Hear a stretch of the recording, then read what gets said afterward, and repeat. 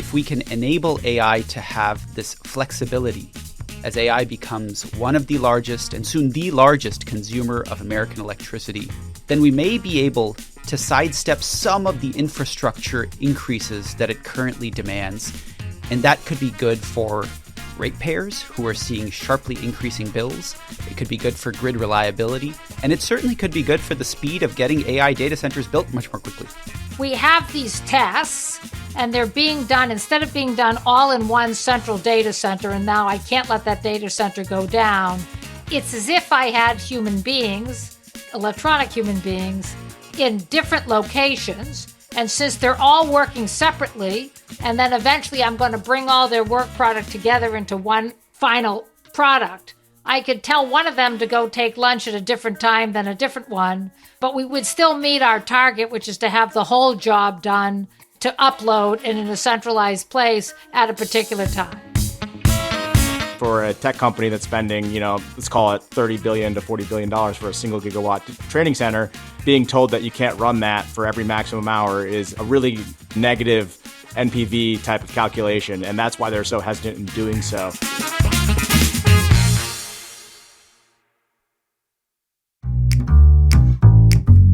Hello and welcome to The Energy Gang, a discussion show from Wood Mackenzie about the fast-changing world of energy. I'm Ed Crooks. And on today's show, we're going to be talking about data centers and large loads and the vital importance of flexibility for the electricity system. To do that, I'm joined again by Amy Myers Jaffe. Amy is the director of the Energy, Climate Justice and Sustainability Lab at New York University. Hi, Amy. How are you? I am great. Semester started. I'm cooking on all cylinders. Fantastic. Excellent. Back and firing. It's also a great pleasure to welcome back our resident investment expert, Shanu Mathew. Shanu is a portfolio manager and analyst at Lazard Asset Management. Hi, Shanu. How are you? Hey, Ed. It's going well. 2Q earnings just is wrapping up, and so, on to new ideas. Right. I was just going to ask how your summer was, but I guess, Q2 earnings mean not super relaxing. At least not the last few weeks. Yeah, no. And it's also a pleasure to welcome for the first time a new guest to the Energy Gang, Varun Sivaram. Varun, hello, how are you? Welcome to the show. Thanks, Ed. Such an honor to be on this show. I've been a longtime fan of the Energy Gang. Ah, that's very kind, very kind. So look, Varun, what is the best way to describe you? I mean, you are the founder and CEO of Emerald AI, and we'll come on to what that company does in a moment. But first, you've had a very interesting and varied career in energy already. Something we always like to do on this show when we get new people on is talk to them a bit about their careers in energy, how they first got interested in the subject and how they got to the roles they hold now. So could you maybe do that a bit for us? What's your story? Thanks, Ed. I like to think of myself kind of as Forrest Gump. I have had a front row seat to all of the important and interesting things that have happened in the energy and climate revolution, and just feel lucky to be along for the ride. I got my start doing my PhD in solar physics, and in our lab in Oxford was invented the perovskite solar cell, a revolutionary technology that I still think will win the Nobel Prize. Ed, as you know, I'd go on to write a book called Taming the Sun on the future of the energy industry. In fact, you wrote a very helpful review. I was so grateful for it in the Financial Times. And my goal throughout my career has been to advance next generation energy technologies, whether as the lead U.S. clean energy diplomat in the administration to an executive at two publicly traded companies, Ørsted and Renew Power, India's biggest clean energy company. But now I've kind of left it all to move into this AI space because I think AI is maybe the most exciting thing I have ever seen happen to this energy sector, and I'm excited to play a role in it. Absolutely. And so, tell us a bit about Emerald AI then. What is your company? What's your pitch? Well, it all starts with, again, I think AI is an exciting addition to our energy system. And in saying this, I'm trying to upend the typical narrative. Because a lot of people look at AI and they say, my goodness, this is a scary addition to our energy systems. It's straining the grid. It's raising electricity prices. We can't support this much AI. And I look at AI and I say, wait a minute. Actually, I think AI, far from undermining the grid, could actually save it. It's an extraordinarily potent and powerful potential ally if we can just enable AI to help the grid out during periods of stress. That's what Emerald AI does. I founded this company to make artificial intelligence data centers, or what NVIDIA calls AI factories, more grid aware and power flexible so that when the grid faces a moment of peak load or peak stress, an AI factory can ride to the rescue and provide the flexibility the grid needs so that we can have reliable and affordable and clean grids. Got it. And that's really what we're going to be talking about on this show, how that might work and what some of the opportunities and the challenges might be. Just before we get into that, though, it's very timely because I know Amy and Varun, you've both come just hot foot from this meeting at the Council on Foreign Relations in Washington, D.C., where the Energy Secretary Chris Wright has been speaking, and he's actually been talking about exactly this subject.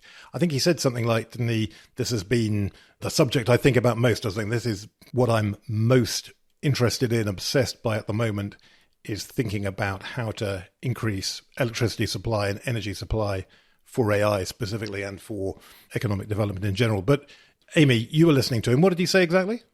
Well, so when he was asked about what does he think is the state of the U.S. electricity grid in the first place, he said it was, quote unquote, very concerning.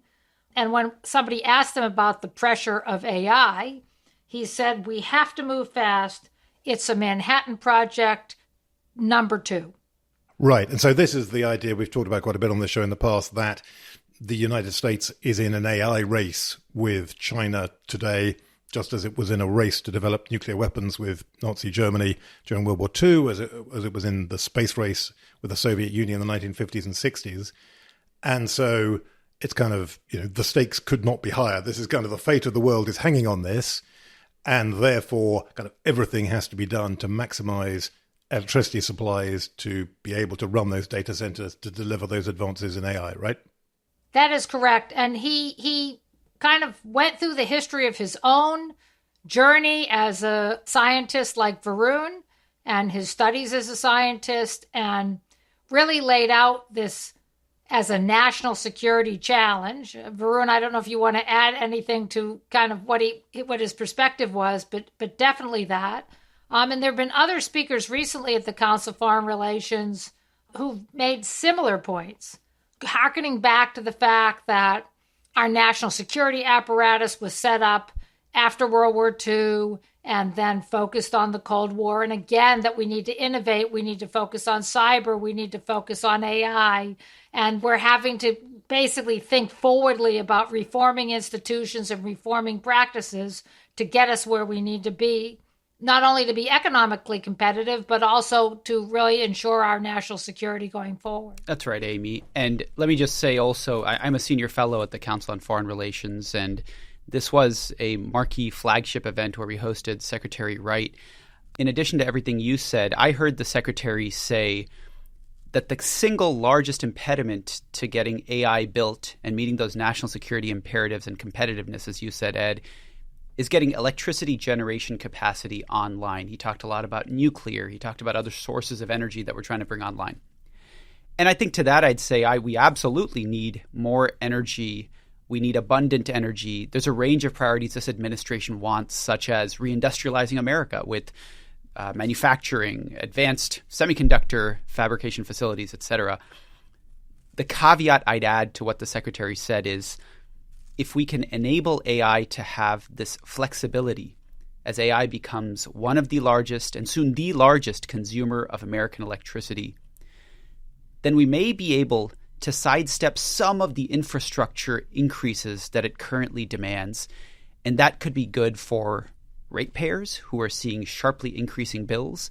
It could be good for grid reliability. And it certainly could be good for the speed of getting AI data centers built much more quickly. Yeah, so let's talk about that issue of flexibility then. As you'll know, if you've been listening to this show for a while, it's an issue we've talked about quite a lot this year. If you heard our episode with Tyler Norris of Duke University earlier in the year, he talked about how adding new large loads for data centers will be a whole lot easier if those loads can be flexible. If you're able to avoid overloads on those system elements during these periods of grid stress, then you may be able to get online and operate, again, if you're willing to provide the flexibility. And the other thing to say about it, right, is that could be entirely an interim arrangement. So what we may see, and I think this is most likely as sort of tip of the spear, is you'll see some of the data centers implement flexibility to get online and interconnected more quickly until the upgrades are done, or what we'd call the firm upgrades are done to the transmission distribution and for generation capacity such that they can be treated as fully firm loads. If the data center is already invested in, whatever flexibility capability they're tapping, maybe it's worth it to them to avoid those costs. And so I think that's how the sort of market will evolve from there. In other words, it really helps if the grid can say to customers that are coming on with new data centers, hey, if we're under strain, if we can see strain coming, we need to be able to dial you down, send you less power for a while.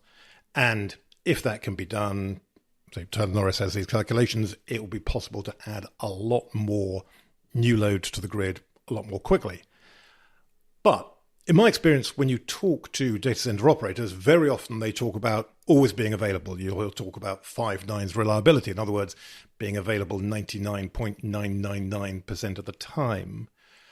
And there does seem to be that real tension here between the grid needing flexibility and data center operators not wanting to provide it. And we seem to hear a lot of talk about flexibility, not so much actually being implemented.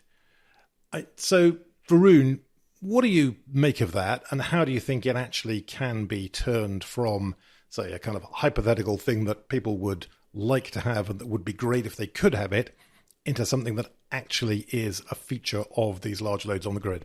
Absolutely. And I can tell you, I was talking to Tyler earlier today. Tyler is an advisor to Emerald AI, and his paper made waves because it said, as you said, Ed, 100 gigawatts of available stranded capacity on today's electric power systems could be unlocked by just modestly flexible data centers that might reduce their consumption for up to 200 hours during the year for just 2 hours at a time, and reducing their consumption by 25% at a time. But your point, Ed, is absolutely correct. The way I think about this is the immovable object meeting the unstoppable force. The immovable object is the incumbent electric power industry, a more than century-old industry that has as its very sincere service obligation the need to always provide power availability and firm service. And then you have the unstoppable force, which is the AI and technology industries, where the industry convention for data centers, as you say, Ed, is we're going to provide our computing customers almost perfect 100% uptime. Now, what flexibility demands on both of these sides is just a slight, ever so slight change to their traditional operating approaches. For the electric power grid to say, look, I might not need to make a data center wait 10 years while I strengthen the transmission grid and build more generation, but rather I can connect them in 6 months. But for 100 hours a year, let's say, I might have to request that they reduce their consumption by 25%. And from a data center's point of view, if you're a hyperscaler offering cloud services, for example, or an emerging AI neocloud, you might need to say to your customers, look, I have the ability to access vast amounts of new power almost immediately and be paid for my trouble, but I will need to cap the amount of power that's being used in my facility every so often, less than 1% of the year. These minor operating tweaks make all the difference, and we have to overcome this inertia. And I think the prize is just massive. The prize is $4 trillion of new investments in AI data centers if we can get this right on both sides. So, Shanu, what's your take on this then? When you think about flexibility, how widespread do you think it really is becoming already, and how widespread could it become? Yeah, absolutely. I think it might be helpful just to set the stage a little bit for why tech companies may be at least perceived to be inflexible, or why they're a little bit more cautious about that. And I think it's just ultimately goes down to the quantum of capital being invested into this space. So I think everyone's seen those big charts about hyperscaler CapEx, but just to put some numbers to it, right? I mean, we'll spend on the order of close to, $500 billion this year just from the big hyperscalers. And half of that is chips and IT, and another half of that is like physical land and things of that nature. And that grew at 50% this year. It'll slow down in the future, right? But again, we're talking about hundreds of billions of dollars approaching $1 trillion. And so when you think about the useful life of some of these IT equipment, it's typically like, 2 to 4 years sometimes for the chips. So you can imagine for a tech company that's spending, let's call it $30 billion to $40 billion for a single gigawatt training center, being told that you can't run that for every maximum hour is a really negative NPV type of calculation. And that's why they're so hesitant in doing so.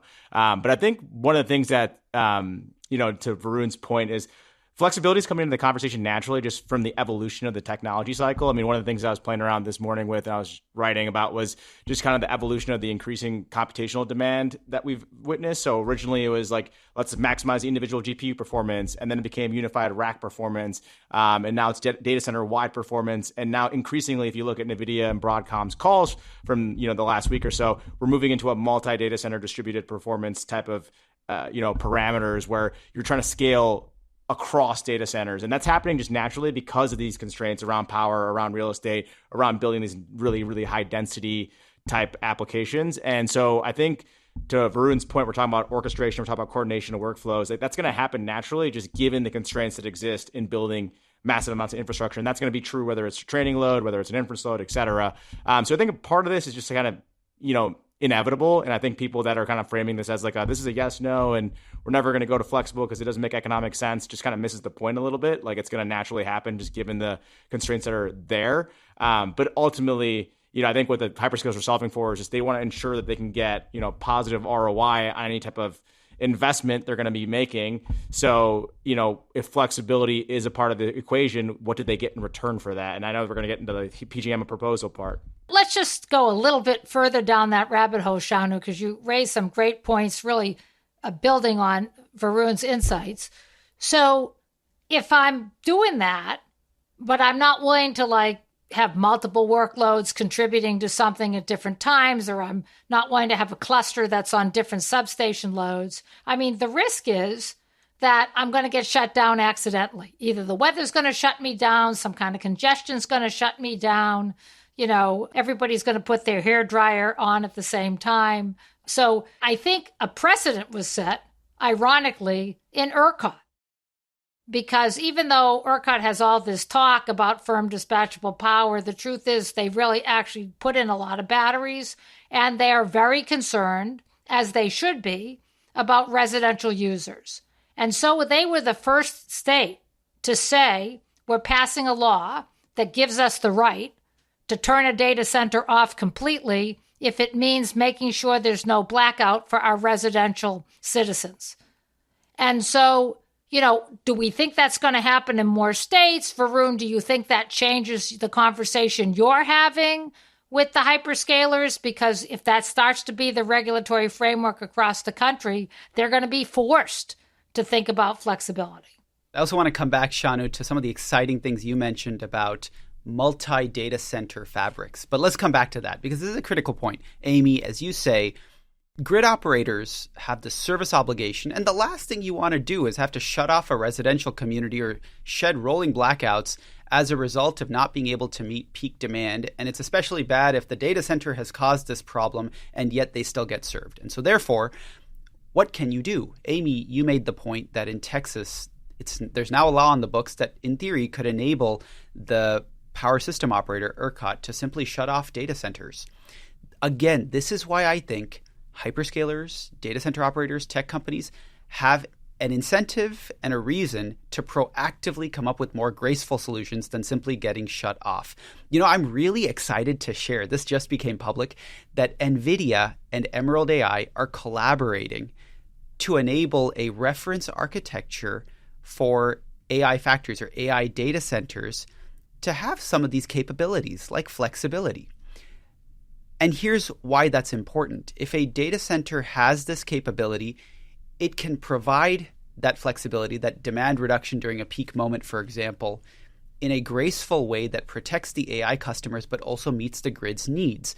And you don't actually have to wait until the warning lights start flashing red.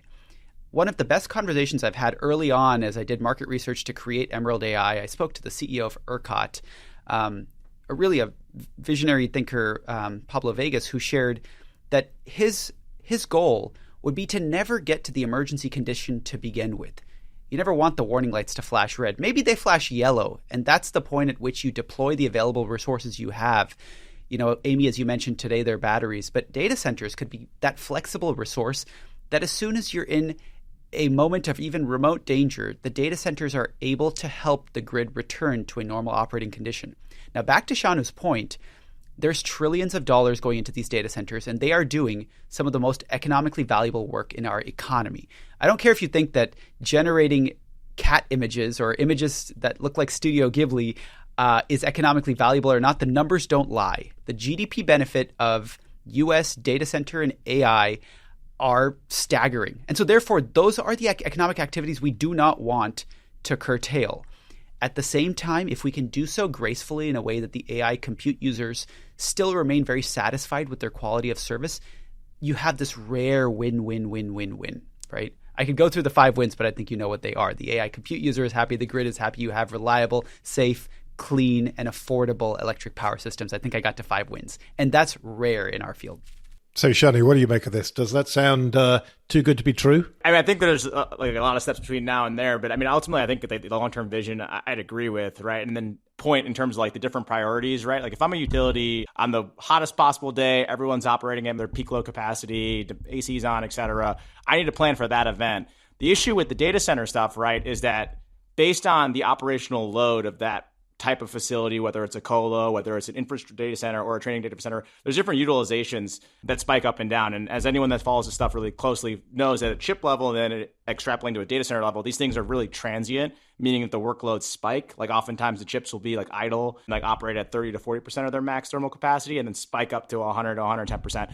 That's a utility's worst nightmare, right? But they're solving for assuming 100% all the time. And I think in reality, what we see is when these things are done in practice, like the percentage utilization is a lot lower. And that's why I think it's a lot. I meant more in terms of like, it's up to the hyperscalers to figure this out eventually, because you're already seeing utilities start to cap some of the issues associated with the transients. There was a really good paper by a bunch of Microsoft researchers, Power Stabilization for AI Training Data Centers, published in August this year. And they talked about the fact that when you scale up with this many GPUs and, you know, they're moving up and down, it kind of creates bad frequencies for grid managers. And so they're already indicating, hey, we're going to cap your limits on how much you can swing up and down, because that makes it a lot harder for us to manage the frequencies on the back end.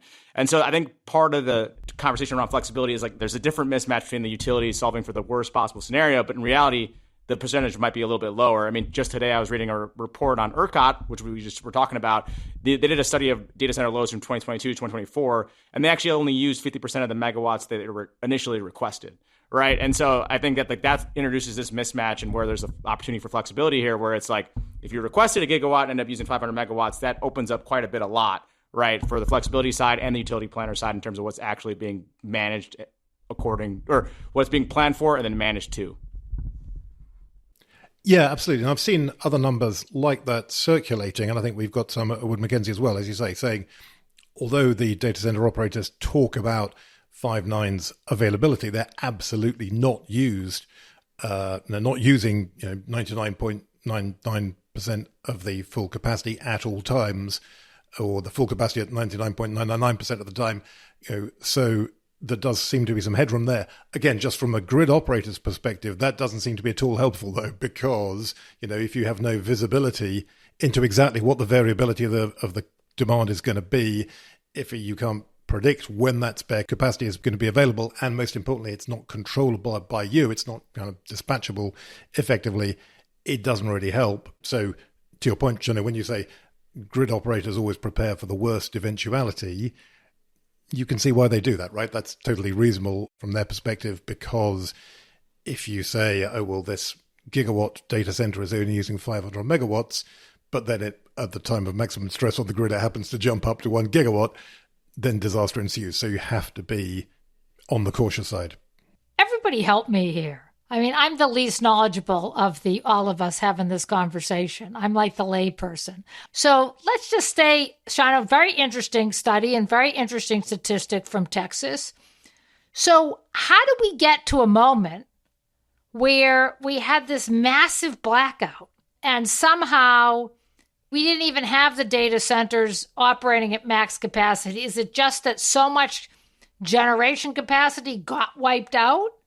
Could that same thing happen in California in a heat wave? I mean, what kind of percentages are we talking about where we can't control this fluctuation at times of grid stress from weather? And then taking it the next step, Shanu just frightened me with the whole frequency thing, thinking about Spain. So, help me out here as like a layperson. How difficult is this? Sure, I'm happy to jump in here. Let me just break something down for our listeners, which is there are varying timescales at which AI can either create problems or provide solutions. So as Shanu was mentioning, there are very short timescales, millisecond transients, seconds, frequency issues. And there are other timescales, minutes and hours, when the grid is facing a peak load moment and we need to shave that peak.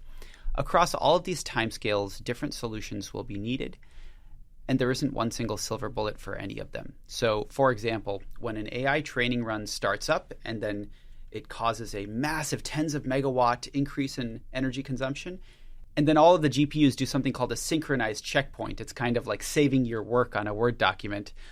Then the power falls by another several tens of megawatts. These are being addressed, as Shanu mentioned, through certain hardware fixes where NVIDIA's chips help to smooth that curve. There are software fixes, and there's energy storage like batteries that can help you. On the longer timescales, you also have a range of interventions. So I just first want to make the point that there's many different timescales. Now, Amy, the question that you were talking about is typically most visible at the several hours timescale, when you have a mismatch between how much generation is available. Let's say a winter storm has knocked out some natural gas generation or a fire has knocked out power lines, and your demand happens to be high. Let's say it's a hot day and there's a lot of air conditioning demand. Data centers may not be a silver bullet. You may not be able to get enough load reduction from the data centers, but if they are flexible, you may be able to get some load reduction and help a little bit. And then there will be other interventions that you'll have to take. Typically, as you know, Amy, it's a great idea for your grids to be larger and more interconnected and to have strengthened transmission such that if you have a larger area, it's harder for any one particular section just to go down. But if you have an isolated grid, then that grid can, in fact, go down because of a supply-demand imbalance more easily. So, Varun, I love that point. So explain to us again, in this context, the idea of having hyperscalers have a cluster of data centers that work in coordination, and therefore we're less apt to have that problem because if we had, interactions between different grids and we could move resources around better. Exactly. We actually did a real-world test that showcased what the potential might be to avoid blackouts. So as I mentioned, we went to Phoenix, Arizona. We had this Oracle data center, and we reduced consumption of the AI cluster by 25% for 3 hours at a moment of peak demand. We then went and re-simulated a case where in California 5 years ago in August 2020, there were rolling blackouts because a natural gas plant tripped offline. And we simulated what would the demand response curve have to have looked like. And it looks kind of like a stair step to avoid those rolling blackouts. And we showcased that the Emerald conductor can create that stair step in real time, first providing a little bit of a demand reduction. And then when the grid says, oh my goodness, I need more support, providing even more of a demand reduction while still protecting the performance of the AI workloads. If we were to deploy Emerald Conductor at commercial scale across a large network of data centers, it's even more powerful, Amy, because then if you have a problem in Arizona, it's the middle of the summer, your peak load is approaching what your generation can provide, then you're able to move some workloads that are very latency or time sensitive away from Arizona, maybe to the Pacific Northwest, let's say, or over to Illinois, where there is ample wind energy at that moment, let's say. And that's going to enable you to keep the AI workloads running in different parts of the country. And those that could be curtailed or paused in the Phoenix data center, we just reduce the power consumption of those, let's say, fine-tuning operations. Taken together, the whole network of data centers completes the work that needs to get done for its AI users, which, as I mentioned, is the most economically valuable work there is. I'm not trying to put a moral judgment on it, but economically, GDP-wise, it is the most economically valuable work you can do per unit energy. And at the same time, we have saved the Arizona region from any kind of rolling blackout. That's the vision I want to achieve. Right. But again, to your point, Varun, about what happens if there's a blackout and people lose power and communities go dark at the same time that data centers are able to keep running. Talk about this being the most economically valuable work that could be done is not really going to cut it, right? People will be angry. Regulators will lose their jobs. Politicians will lose their jobs. These are the things, again, when you think about why regulators and grid operators take the decisions they take, that at the end of the day is the ultimate sanction. That is their hard constraint that they've got. They have to keep the lights on.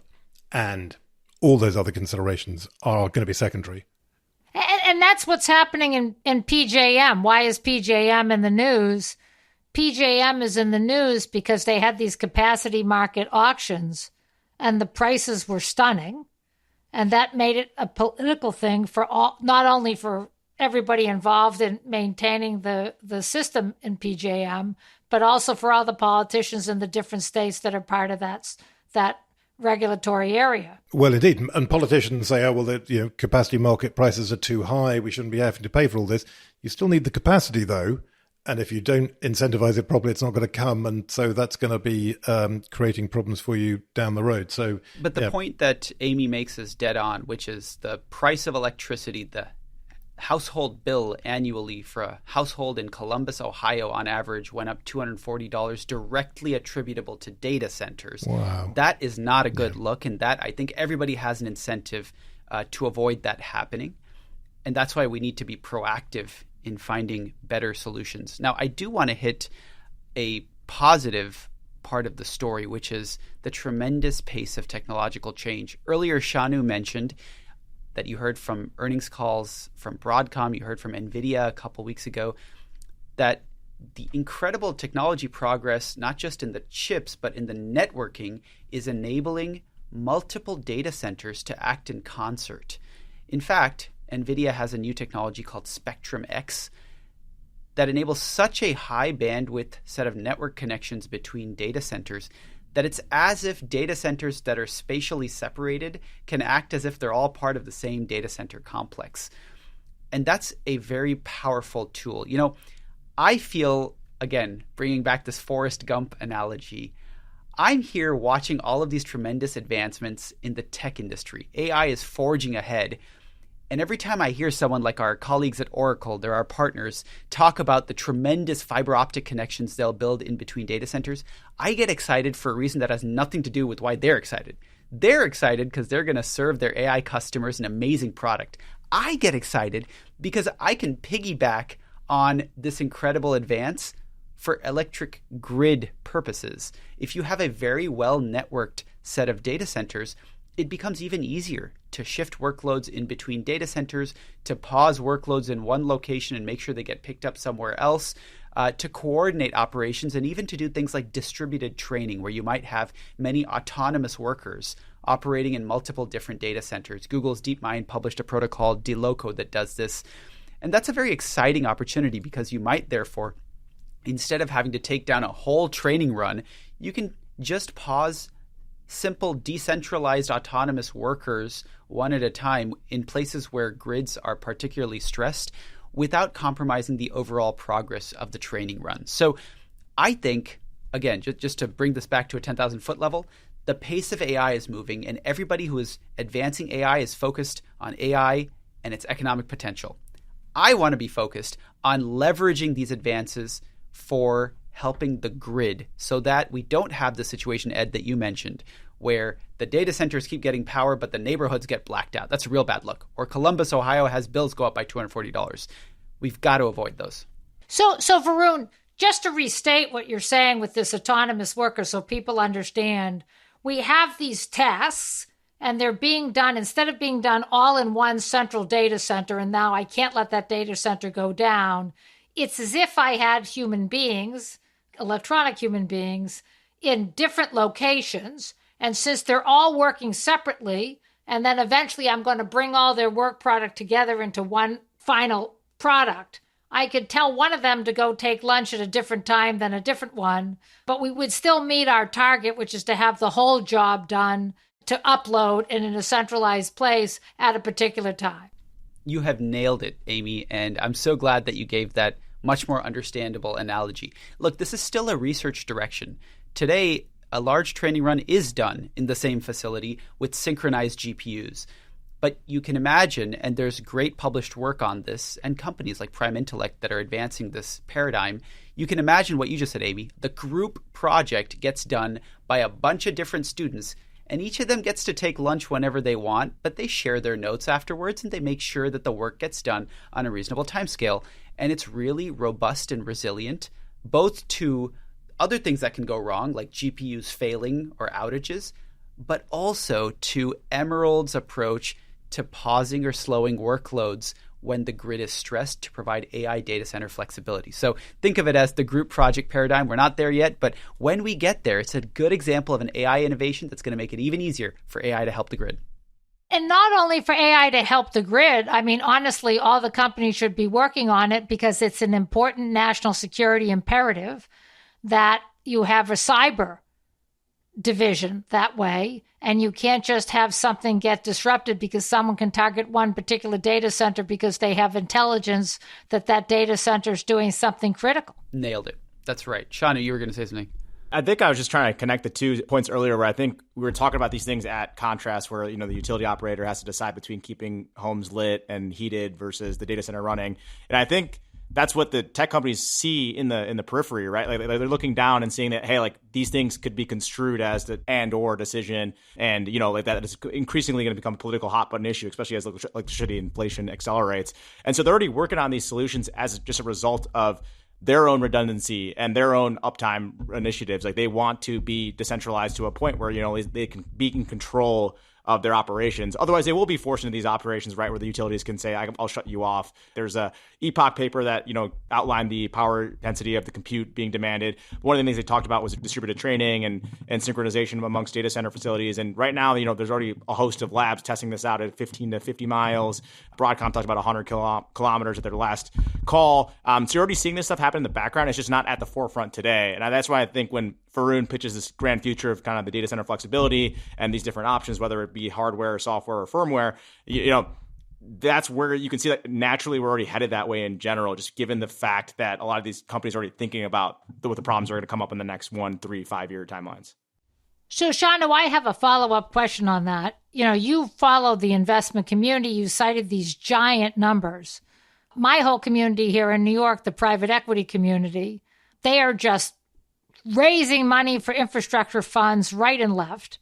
Everybody wants to fund a data center. Everybody wants to fund SMRs. Could we wind up in a situation where it becomes analogous to when everybody wanted to fund shale back in the early 2010s, and then suddenly we didn't need all that energy? Or you think that, no, this is a real thing, and even if some of the technologies that Varun is talking about start to become mainstay, there's just still going to be a giant need? Well, Amy, it's a great point. And if you go back to the paper that Shanu mentioned, which I thought was terrific, a collaboration between EPRI and Epoch AI, the graph that stuck out to me was not the one that said that the power demand is growing for AI at a rate of more than 2x, doubling every year, but rather that the rate of computations is growing at a rate of more than 4x per year. That's meaningful to me because it's important to think about what might distinguish this AI explosion and demand in compute and power needs from previous explosions in the increasing compute needs, like the internet revolution, the dot-com revolution. In those revolutions, you saw power demand largely flatline because even as the demand for computations went up, the energy efficiency of those operations improved as well, and you flatlined your energy consumption at about 4% of American electricity use. Today, because of that difference between 4x computations every year and the increasing energy efficiency of data centers, which is happening much slower today than it used to happen, the net result is a 2x or more increase in energy every year. That means we're going to go from today, 4% of American energy to 12% by 2030 to maybe 25% sometime mid-next decade, where AI becomes the biggest consumer of electricity. So to your question, will there be a slowdown in demand for AI? Quite possibly. But as we look at today's scaling laws, at the diminishing marginal returns of training models, at the increasing use of AI in our economy, it's hard to see why you would have less demand for computation and less demand for energy than even some of the conservative projections, than even some of the aggressive projections we're seeing for energy demand today. Yeah, just to build off that, I mean, I think the paper, highlighted, 30 to 50% efficiency every year, which, is a large number. And typically that would be a lot to dent a curve. But in reality, if your compute is growing 4x a year, it's just a drop in the bucket right now at this point in the cycle. So I think what a lot of the private infra players and everyone else that's raising money are doing right now is they see that directional curve and they want to get ahead of it. So they're investing in infrastructure. I think it ultimately comes down to like, one, do we continue to see those trends play out over the next 3, 5, 10 years? I mean, I think it's too early to tell right now. They're making the bet that they can. And then two, I think the other point that the power players are thinking about, or at least I hope they're thinking about, is the eventual repurposing of the technology. Like, yes, like AI data centers are driving load today, but as we all know, right, space heating, cooling, electrification of transport, et cetera, will actually be even larger. So, I mean, if you're owning energy assets that can sell into deregulated markets, then maybe you feel a little bit better about funding that infrastructure. But Amy, to your point, I mean, we're seeing, massive partnerships between private capital providers and energy developers. I mean, there's like 10 I can name off the top of my head. So it does feel like there's a flurry of activity. And, I'm not going to sit here and call a bubble. I'm not in the business of that, nor would I be good at it. But, it does feel like at least we're at a relative level of exuberance that, does mirror at least prior cycles in terms of kind of just like crazy behavior out there and the insatiable thirst, let's call it, to finance these deals. So I think Varun makes this point. So it's really an interesting question. Like, where are we in the exuberance field? Because, Varun, to your point, if you listen to people from the tech side, I'm going to have these robots in my home and they're going to be able to do all these things for me so I can just do this podcasting all day long and I'm not going to have to touch a dish. And then my car is going to be automated and, Uber's vehicles are going to be automated and everything's going to be automated. And that's going to all mean inference. And so it does seem like it could be pretty exponential. But on the flip side, I, of course, look at this in my work, and Shanu made allusions to it. But I guess this paper took that all into account. If everybody is using e-commerce, and I do have all these AVs, and I do have all this AI being applied to airlines and to marine bunker fuel and all this stuff, then I'm going to have a huge gain in energy efficiency. And so maybe I would increase electricity needs in some level, but I'm going to decrease it in other places. I've been recently working with some professors at NYU on the building sector in New York City, which is very controversial because they've told everybody to electrify. And some of the PE firms are doing some pretty innovative buildings, some of which they're saying, we're not going to really need much energy from the grid because the whole it's called a circular solution where the whole building generates its own electricity internally. And they don't the grid is kind of a marginal amount of where the electricity is coming from. Of course, Amy, what's actually going to happen is the AI is going to do the podcasts and we're still going to have to do the dishes. I mean, that's the... Yeah, I'm afraid we are going to come to that. It's a really interesting point. I wanted to bring us back from that kind of future prospect, though, to just because we're heading towards the end of our time. And I just wanted to get back to this kind of short-term question or shorter-term question. Because, I mean, as you say, Amy, a lot of those issues, great deal of uncertainty in the longer term about how much the demand is actually going to be. As you were saying, Varun, earlier, a lot of these kind of ideas about flexibility of the compute and where that can happen and so on are going to be implementable in the longer term. But in the shorter term, there's an enormous amount going on right now. As you were saying, Shanu, there's whatever it is, $500 billion of CapEx being spent this year in 2025. There's an enormous amount of steel going into the ground, racks of chips being put in all over the country. And so everybody, regulators, policymakers, utilities, the industry in general is working out how to deal with this kind of in real time immediately. And the example of that I just wanted to get your thoughts on was really interesting. This month, there's been a lot of pushback to the proposals from PJM. PJM, the big power market regional transmission operator covering an area from Illinois to Tennessee to New Jersey to North Carolina. And they've basically come up with this idea, and let me just check the terminology. There's a new acronym they've created, right? The NCBL, which is the non-capacity backed load. And what they're basically saying, as far as I can tell, is that if you've got one of these NCBLs, then they want to reserve the capacity to shut you off when they think they need to because there's strain on the grid. In other words, if you don't have backup generation, not necessarily kind of co-located, but somewhere available on the grid that you can put into the grid to cover your power demand, then they're going to insist that you're flexible. This plan seems to have gone down very badly. I was looking at the newsletter heat map that they said the country's biggest grid has a plan to manage data centers' power use. Everyone hates it. And it certainly does seem to be the case that if you look at sort of governors of some of the key states and some of the key companies and industry groups and tech industry groups and utility industry groups all seem to be kind of pushing back a bit. I couldn't quite see why they hated it so much, because it felt to me like, at the very least, PJM is saying, look, there's a real issue here. We need to address it. We need to address it quickly. And perhaps they're being a bit aggressive in the way they're talking to data centers about it. But, I mean, we were talking earlier about SB6, the Texas bill that basically has said to data centers, large loads in Texas, if we have to shut you down, we're going to do that. And if you don't like that, that's tough. And essentially, it seems to be PJM kind of thinking about a very similar model.